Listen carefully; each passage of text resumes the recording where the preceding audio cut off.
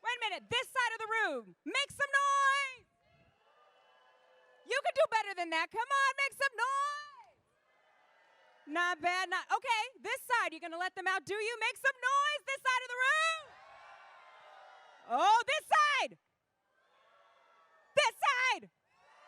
Woo, that's what I'm talking about. That's some fire. Everybody's still caffeinated or ready to go. Now tell me, does anyone out here play GTA?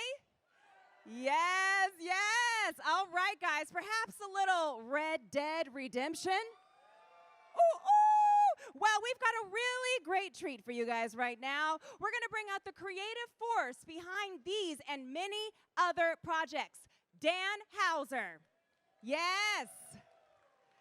Now, let's begin by bringing out our moderator first, IGN Senior Executive Editor, Ryan McCaffrey, to get things started. Give him a big, warm Comic-Con welcome.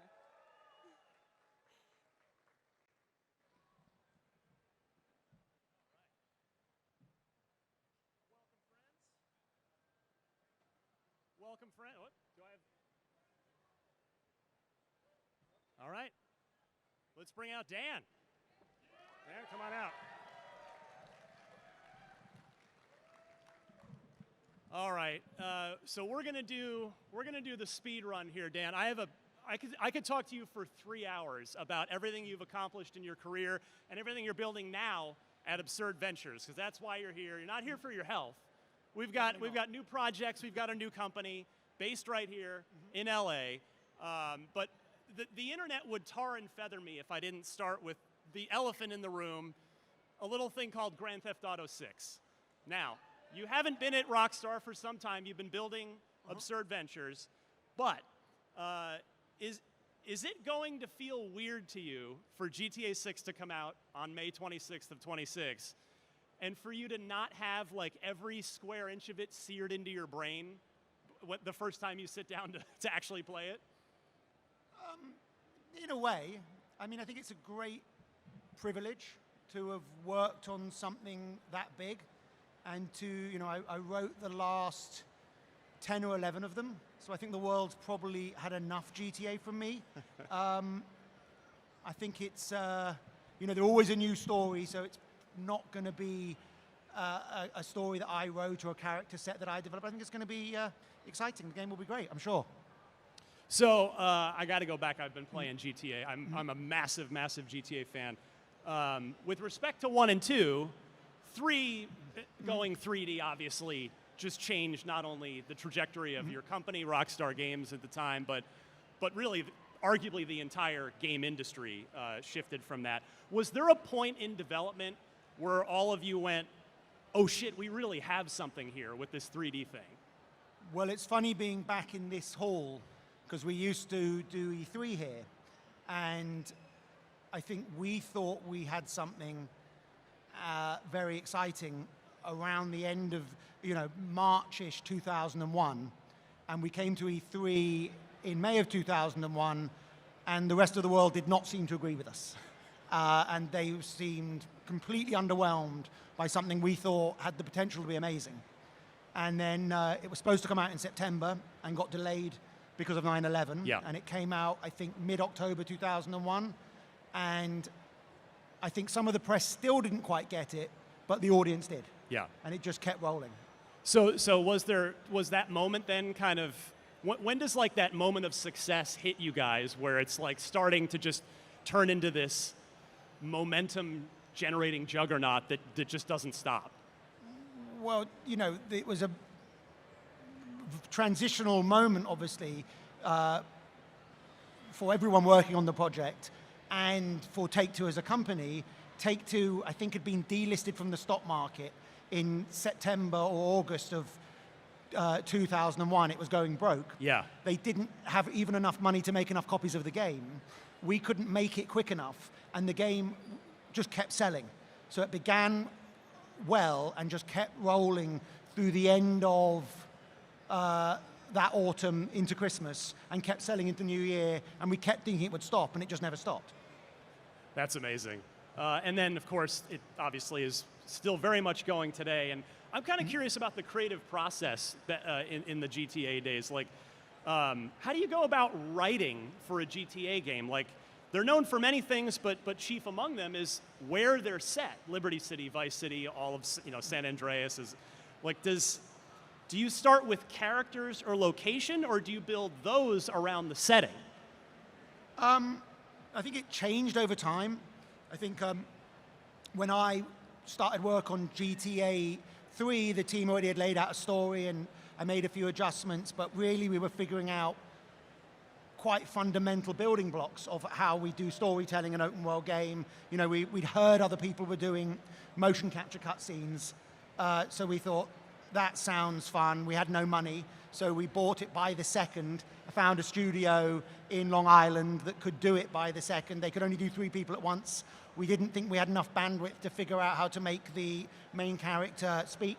So it was very, put together with bits of string. I think Alex Horton, who was the main animator on that, did an amazing job assembling that stuff, really making up as we went along.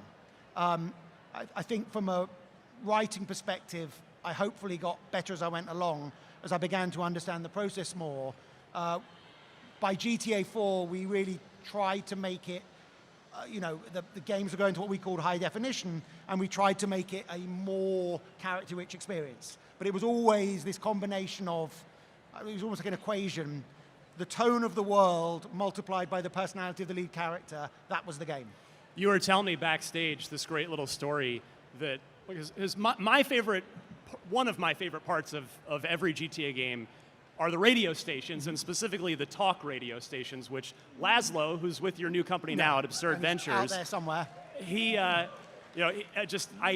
hearing his voice in real life was a little surreal, considering he's usually coming out of a speaker through a car in my Grand Theft Auto game. But you were telling me a story about how the idea of talk radio in a Grand Theft Auto game came together not only here, but pretty late back in the day.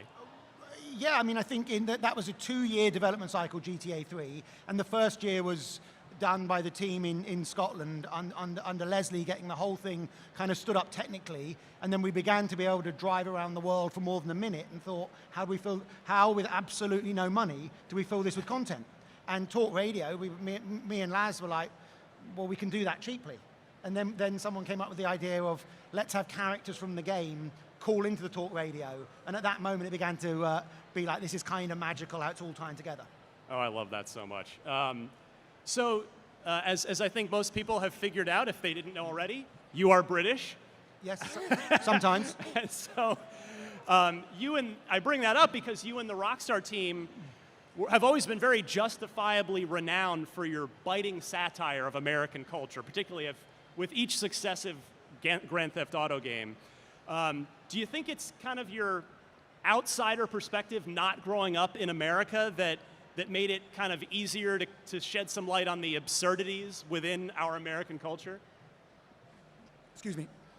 Well, yes and no. I mean, Laszlo definitely grew up in America, and he was also doing a lot of that with me. I think for me personally, it was an advantage to be an outsider and an insider. I was living here by the time I was doing that.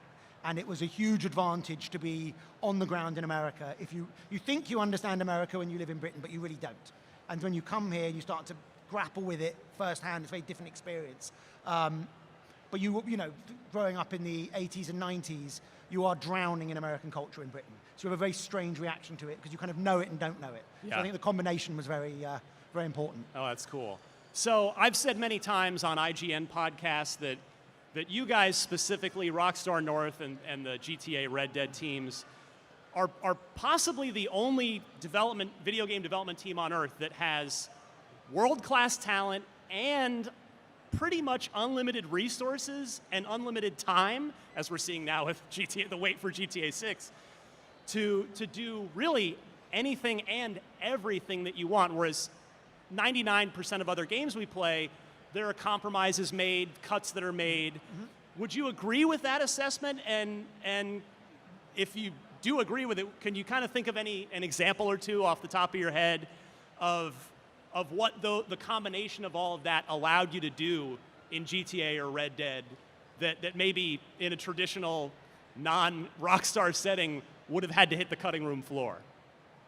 Well, I felt we always had some time pressure and some money pressure, and certainly a lot of self-imposed real pressure to make something great. So we certainly, I've always felt I was working under lots of pressure, even though the pressure's changed. But we could be imaginative. We were trying to always make something amazing, and the focus was if we made something amazing, it will sell enough to justify making another one. That was always the way, we tried to approach it. I think from GTA 4 onwards, when we started to do stuff like put television into the games, that was a somewhat of an indulgence, but I think it helped round out the experience. When we put silent movies into Red Dead, you didn't need them, but they helped set the tone of this cowboy world. Because there had to come a point where your corporate overlords at Take-Two just stopped pressuring you at all for anything, right? Where they just like, oh, you guys need more money? Sure, have some more time, have some more resources. Yeah, I didn't really liaise with them very much. Yeah. That wasn't my day-to-day experience. They were smart enough to just leave you guys alone, basically. Yeah, I'm sure other people were liaising with them, but that wasn't me. On the creative side, there was no direct involvement, or oversight. Does one GTA or Red Dead, or just really any of the Rockstar games, because you've touched them all over the years, do any stand out as a personal favorite for you over the years? Of course. Red Dead 2, I think, was still being played to this day. The best thing that I worked on, the best single kind of realization of sort of open world storytelling, thematic consistency, and understanding how the games are assembled to take you on an emotional journey. I also think GTA 4, because we did try and evolve how we did the storytelling and did it in a fundamental way. I think the middle section of GTA 5 is amazing. When we got the 3 characters working, I think it was not flawless, but It was so smooth, that middle section. I thought that was really amazing. And then the end of Red Dead 1. Yeah, those are sort of my favorite bits. Don't spoil it for anybody if you No. haven't But I finished. think, in some ways, Red Dead 1, GTA 3, and Bully, because they were all essentially new or nearly new IP, doing that for the first time and assembling something strong, that's really a gratifying experience that I'm trying to take into what we're doing now. Well, you brought up Bully. I would again. It would be criminal. It would be journalistic malpractice of me to not ask. Why did we never get a sequel to Bully? I think there was just bandwidth issues.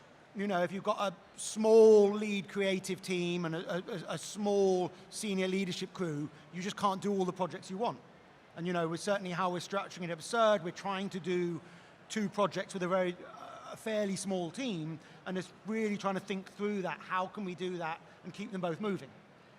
So before we get to start talking more about absurd, if you'll indulge me a couple more Rockstar GTA questions. So I'm of the opinion, which I imagine is probably shared by plenty of folks here, that GTA 5, I think, is probably at least one of the 10 best games ever made, period. I mean, it is just an absolute masterclass in so many. Its scope is really only somehow matched by its depth, which is unheard of in open world games.